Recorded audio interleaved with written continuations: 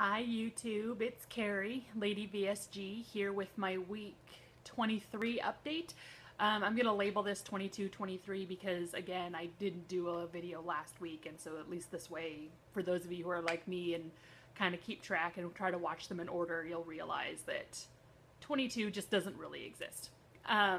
Which is partially because, so the previous week I wasn't following my meal plan. I wasn't really getting my steps in, and I actually ended up gaining a pound. And so between that and then my work schedule kind of getting in the way, I used it as an excuse to just not make a video last week, which is terrible since I'm doing this to help, provide myself with some accountability.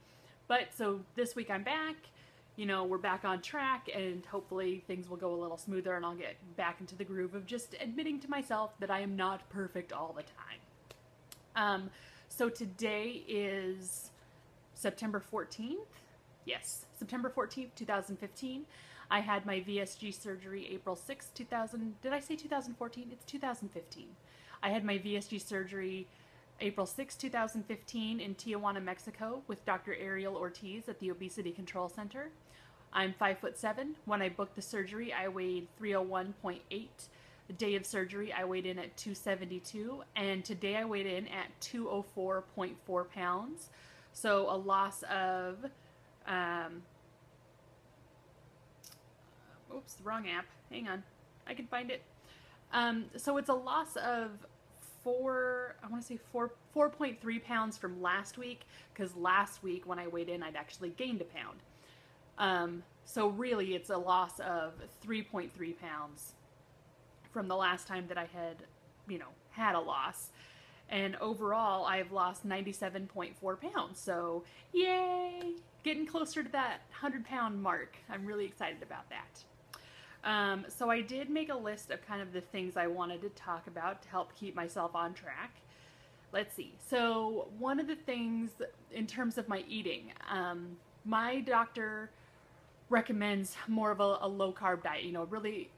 I think most surgeons do this after a weight loss surgery, really focus on getting your protein in first, then your vegetables, fruit kind of below that, and then, really, for the most part, avoiding starches. But you can certainly have them, but basically I'm supposed to be eating more of a low-carb meal plan, and when I gained weight, I'd just been eating whatever I want, because honestly, my thought process had been, well, I can only eat a little bit of it, so it's okay, I can eat whatever I want. Well, obviously not. Like, I still need to teach myself healthier eating habits. So back to eating more low carb, really focusing on protein, getting my protein in, getting my water in is another big one. And and I did have much better results this week. So for me, I think that really works, and that's what I need to stick to for now. What else? So yeah, I also, that last week, I wasn't really good about getting my steps in.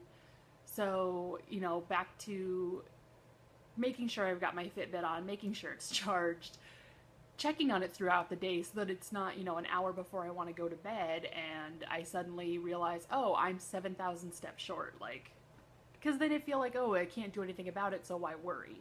But checking on it throughout the day really helps for me, and be like, oh, okay, I can really quick go get like 500 steps in just by walking around the building, really, and little things like that, and that helps. I started doing couch to 5K. This week was week 3. Today was really difficult for me because week 2 was, jogging for 90 seconds, walking for 90 seconds. Today I jogged for 90 seconds, walked for 90 seconds, and then supposed to jog for 3 minutes and walk for 3 minutes. And I couldn't jog for 3 minutes. The longest I got was 2 minutes and 45 seconds. And I only had to do the 3-minute jog twice.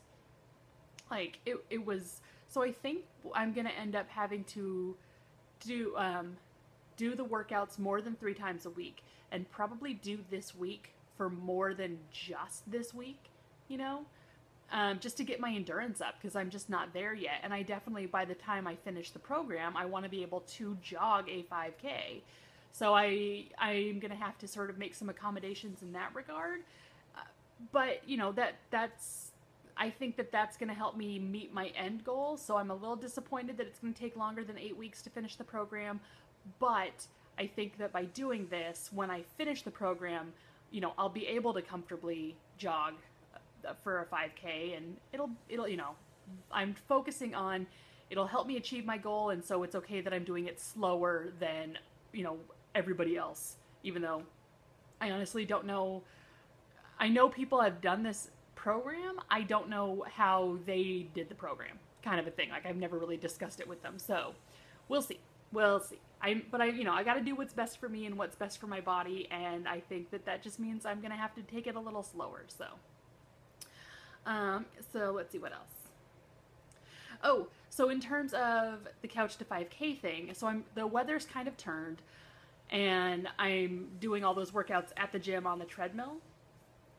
And I have found what works best for me is to keep sort of a go bag in my car. So it's my gym bag, and it's got, you know, it's got a set of headphones in there that I like. It's got a little cheapo lock, like a padlock thing for my, you know, combination lock to use at the gym. And it's got like a set of workout clothes and some sneakers in it. And I just keep it in my car because there are times where like I'm driving around and it's like, oh, I could go to the gym really quick, but I don't have any of my stuff. And if I go home to change, then I'm going to get distracted by either the TV or my laptop, or realizing there's like a little project or something that I wanted to get done. And so then I just wasn't going to the gym. So this way, while I'm out and about or after work, you know, when I'm coming home and it's like, I could work out, you know, for 30 minutes or an hour before I go to bed. That way I've got all this stuff with me, because I know if I have to stop at my house and get my clothes, there's a 90% chance that I'm not going to get back in the car and get to the gym. So for me, that's really helped, is just having that go bag ready to go in the car, you know, anytime.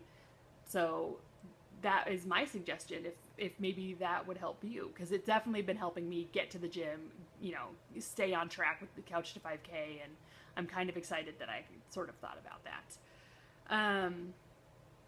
Yeah, so back to like trying to eat low carb.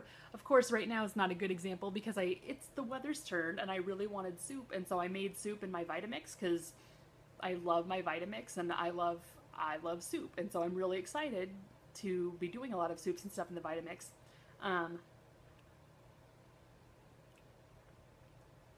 This is a black bean soup, and so of course it's higher in carbs. You know, it's like 14 grams, because there's 5 grams of fiber in it.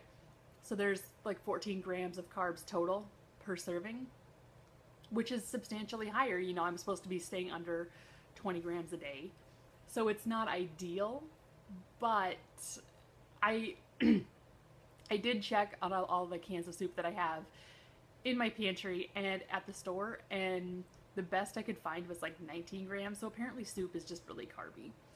So if anybody has any sort of low carb soup ideas, you know, send them my way, especially if there's things that I can just throw in the Vitamix and set it on blend. Like, I don't, you know, this black bean stuff tastes delicious. It kind of looks like mud. I don't care how it looks. Like, that doesn't bother me. So yeah, if anybody has any good recipe suggestions, anything like that, I love soup and I love things I can throw in the Vitamix. Other than that, that's pretty much where I'm at right now. I hope you all are doing great, and I will check in with you guys again next week. Bye.